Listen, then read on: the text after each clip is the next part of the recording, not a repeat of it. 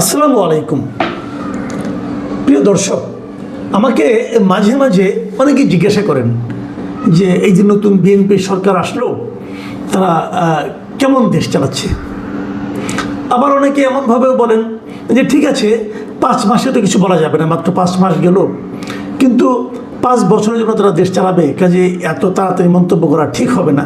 কিন্তু নমুনা তো বোঝা যায়, নমুনাটা কেমন দেখছেন? তো এ সমস্ত প্রশ্ন না আসলে একটু কনফিউজিং, বলা বড় কঠিন, উত্তর দেওয়া কঠিন, কিন্তু তারপরও কিছু তো বোঝা যায়। কিন্তু দিনটা কেমন যাবে, সকালে ঘুম থেকে উঠে কিন্তু একটা ধারণা পাওয়া যায়। যা ধারণা আপনি করবেন সেটা শেষ পর্যন্ত নাও মিলতে পারে, কিন্তু একটা ধারণা পাওয়া যায় এবং এটা অধিকাংশ সময় মিলেও যায়। আমি কিছু ঘটনা বলি, আমি প্রায় বলে থাকি যে আমার কাছে কেন যেন মনে হয় যে আমরা যে একজন প্রধানমন্ত্রী পেয়েছি জনাব তারেক রহমানকে, আমি ওনাকে মনে করি যে আমাদের দেশের এই যাবৎকালের যত সরকার প্রধান এসেছেন তার মধ্যে উনি একটু ব্যতিক্রমী। মানে এ ধরনের সরকার প্রধান আমরা এর আগে পাইনি, এটা আমি বলি, দায়িত্ব নিয়েই বলি, অভিজ্ঞতা থেকেই বলি, আমি যা দেখি তা থেকেই বলি। কারণ উনি সাধারণ মানুষের মতো চলাফেরা করেন, ওনার পোশাক আশাক খাওয়া দাবার সব এগুলি সাধারণ, অতি সাধারণ মানুষের মতোই। কিন্তু আবার সেই সঙ্গে আমার হতাশা, আমার দুঃখ এবং আমার মানে যে জায়গাটা নিয়ে আমি মানে আপনার ঠিক আশাবাদী হতে পারি না, সেই জায়গাটা হলো ওনার সঙ্গে যারা আছেন, মানে ওনার মন্ত্রিসভা যারা সদস্য, তারা কি ওনার মতো, অথবা তারা কি ওনার মতো হতে চান? অনেক সময় এরকম হয় না যে আমি নিজে হয়তো জানি না আমার কী করতে হবে, কিন্তু যখন আমি একটা ভালো কিছু দেখি আমি সেটাকে অনুসরণ করতে চাই। তো ওনার যারা ক্যাবিনেট মেম্বার আছেন তারা কি ওনাকে অনুসরণ করতে চান? যদি না চান তাহলে কেন চান না? তারা কি মনে করেন যে প্রধানমন্ত্রী ভুল করতেছেন, প্রধানমন্ত্রী বোকামি করতেছেন, যে ও কি বুঝে, এরকম মনে করেন না কি? বিষয়টা কি দেখুন, দেশ খুব ভালো চলছে না, এতে কোনো সন্দেহ নাই। দ্রব্যমূল্য মানুষের নাগালের বাইরে, মানুষের ক্রয় ক্ষমতা কমে গেছে, মানুষের ইনকাম বাড়েনি, বরঞ্চ টাকার দাম কমে গেছে। যে কারণে আগে আপনি 100 টাকা দিয়ে যা কিনতে পারতেন, এখন আপনি 100 টাকা দিয়ে তার চেয়ে অনেক কম কিনতে পারেন।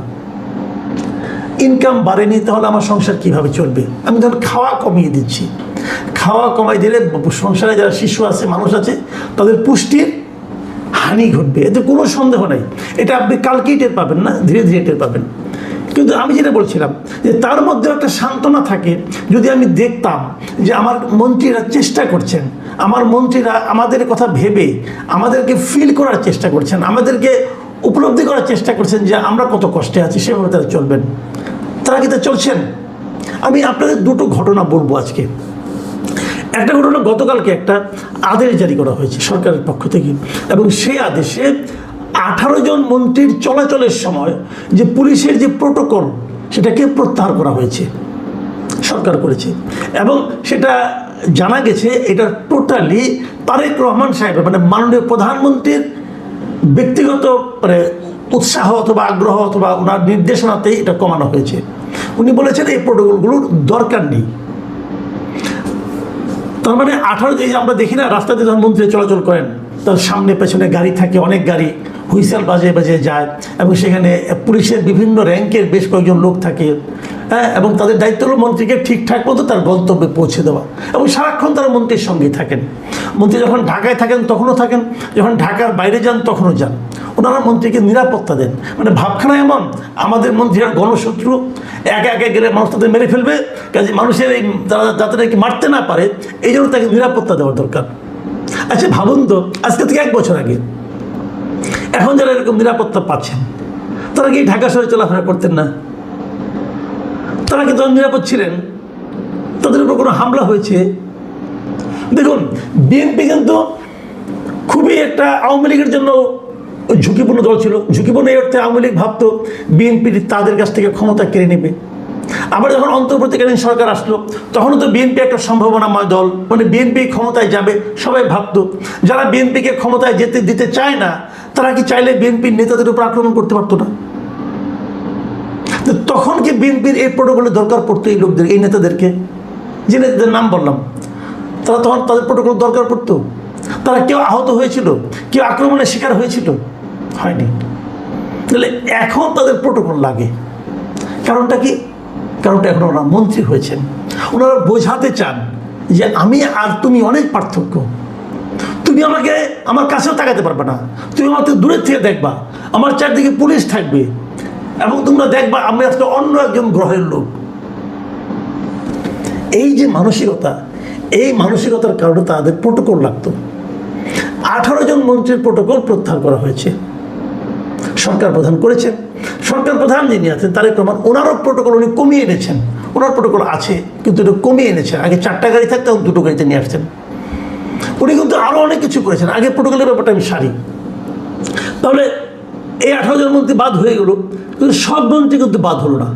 তারপরেও 6 জন মন্ত্রী প্রোটোকল পাবেন এবং 6 জন মন্ত্রীর সঙ্গে একজন উপদেষ্টা, মানে যিনি জনগণের একটা ভোটও পান নাই, যিনি কোনো ভোটই পান নাই, যিনি প্রধানমন্ত্রীর বদান্যতায় উপদেষ্টা হয়েছেন, যিনি ইউনিভার্সিটির টিচার ছিলেন।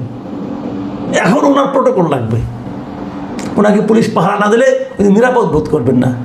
এই একজন উপদেষ্টা, এই 7 জন প্রোটোকল পাবেন এখন। মানে ব্যাপারটা কি দাঁড়াচ্ছে আলটিমেটলি ভাবুন। যাদের বাদ দেওয়া হয় যাদের কথা বাদ দিই, যারা পাবেন এখন এত কিছুর পরেও যারা পাবেন তারা কারা কারা আমি বলি আপনাদেরকে। এখানে হলো প্রধানমন্ত্রী তারেক রহমান সাহেব আছেন, উনি পাবেন। স্বরাষ্ট্রমন্ত্রী সালাউদ্দিন আহমেদ পাবেন। এলজিআইডি মন্ত্রী মির্জা ফখরুল ইসলাম আলমগীর, বিদ্যুৎ ও জ্বালানি মন্ত্রী ইকবাল হাসান মাহমুদ টুকু, অর্থমন্ত্রী আমির খুসরু মাহমুদ চৌধুরী, সমাজ কল্যাণ ও মহিলা ও শিশু বিষয়ক মন্ত্রী অধ্যাপক ডক্টর AZM জাহিদ হোসেন, পররাষ্ট্রমন্ত্রী ডক্টর খলিলুর রহমান এবং মন্ত্রী পদমর্যাদার পরিকল্পনা উপদেষ্টা রাশেদ আল মাহমুদ তিতুমির। এই কয়জন পাবেন, আর বাকি মন্ত্রীদের কোনো প্রোটোকল দেওয়া হবে না। তবে তোমরা যদি ঢাকার বাইরে যখন যাবেন তখন প্রোটোকল দেওয়া হবে। আচ্ছা, এই যে কমানো হলো, এটা কেন? এটা কমানো হলো এই কারণে যে সরকার ব্যয় সংকোচন করতে চায়, অতিরিক্ত ব্যয় করতে চায় না। এবং এখানে থাকলে পরে এই যে পুলিশের গাড়ির সঙ্গে সঙ্গে থাকে, এই গাড়িগুলো তো অন্য জায়গায় ইউজ করা যায়। পুলিশ তো অন্য জায়গায় ডিউটি করতে পারে। কাজেই একসঙ্গে দুটো জিনিস, একদিকে সরকারের ব্যয় কমবে, আরেকদিকে এরা এখানে যারা নিয়োজিত থাকতো তারা অন্য জায়গায় কাজ করতে পারবে। এই দুটো লক্ষ্যকে সামনে রেখে এই সিদ্ধান্ত নেওয়া হয়েছে। এখন অনেকে কিন্তু বলবেন যে 18 জন বাদ পড়লেন, আবার এই 7 জন থাকলেন কেন? এখন আমার কিন্তু কেন যেন মনে হয়, আপনারা যে নামগুলি শুনলেন এগুলি কারা?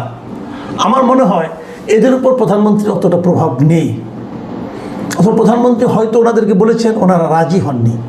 আমার ধারণা ভুলও হতে পারে। যদি ভুল হয় তাহলে ভালো, সেক্ষেত্রে আমার জানার আগ্রহ থাকবে যে কেন এই 7 জনকে দেওয়া হবে, বাকিদেরকে দেওয়া হবে না। এটা আমার জানার খুবই আগ্রহ থাকবে, আমি অবশ্যই জানতে চাইব।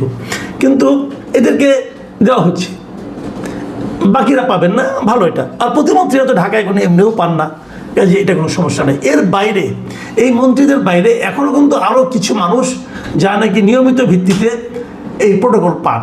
তারা কারা? তারা হচ্ছেন প্রেসিডেন্ট পান, তারপরে স্পিকার পান, ডেপুটি স্পিকার পান, বিরোধী দলীয় নেতা পান, বিরোধী দলীয় উপনেতা পান, চিফ হুইপ পান এবং বিরোধী দলীয় চিফ হুইপ পান। তো দেখা যাক ওনাদের মধ্যে কেউ কেউ নিজে থেকে ত্যাগ করে কিনা। তবে আমার সমস্যাটা, আমার যেটা অভিজ্ঞতা, সেটা হলো ত্যাগ করার মন মানসিকতা এদের কারো নাই, কেউ ত্যাগ করতে চায় না। আপনারা মনে করেন, একটা কথা মনে করে দিই আপনাদেরকে, যে প্রধানমন্ত্রী কিন্তু দায়িত্ব নেওয়ার পর ফেব্রুয়ারি মাসে উনি একটা কথা বলেছিলেন, সেটা হলো গিয়ে যে উনি নিজে কোনো ধরনের ওই যে সরকারি গাড়ি নেবেন না, সরকারি তেল নেবেন না এবং সরকারি ড্রাইভার নেবেন না।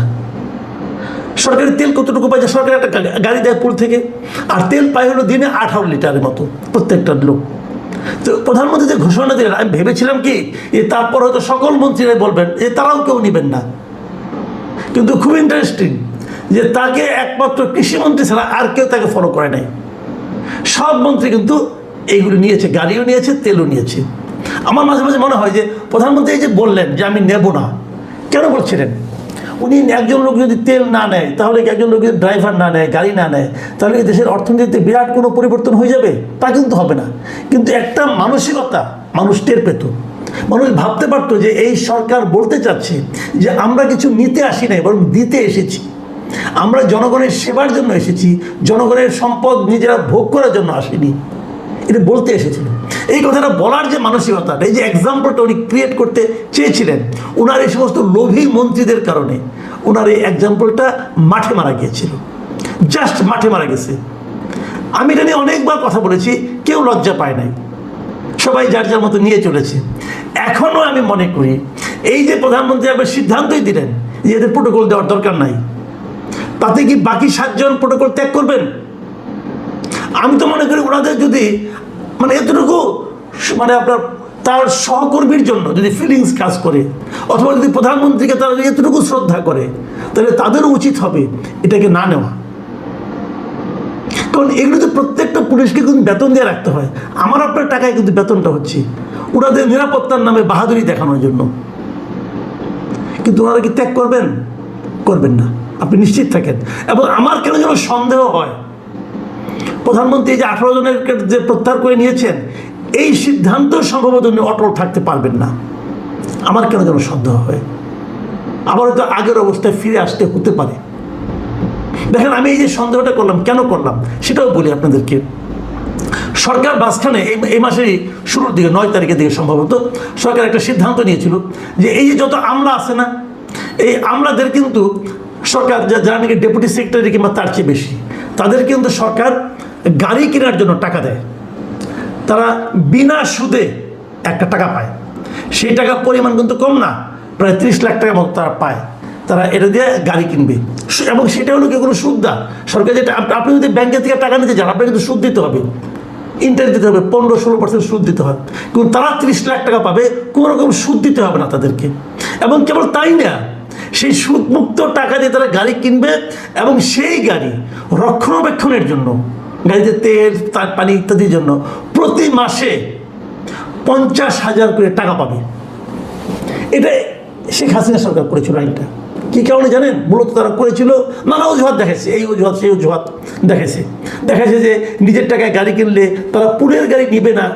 এই যে পুলের গাড়ি নিবে না, এটা একটা বোকাস কথা এই কারণে আপনি নিশ্চিত থাকেন এই যে সরকারি টাকা যে গাড়িটা তারা কেনার পর তারা এই গাড়ি ইউজ করে না, তো তারা তো পুলের গাড়ি ইউজ করে। নাহলে তাদের সচিবালয়ের অধীনস্থ কোনো কর্পোরেশন অথবা কোনো প্রজেক্ট, তাদের গাড়ি তারা ইউজ করে। আপনারা খুঁজতে দেখেন, আমি মিথ্যা বললাম সত্য বললাম। এবং বিনা সুদে নেওয়া 30 লাখ টাকা দিয়ে গাড়ি কিনে, এবং সেই গাড়ির জন্য প্রতি মাসে 50,000 করে টাকা নেয়। টাকাটা কার ভাই? এটা একটা কার?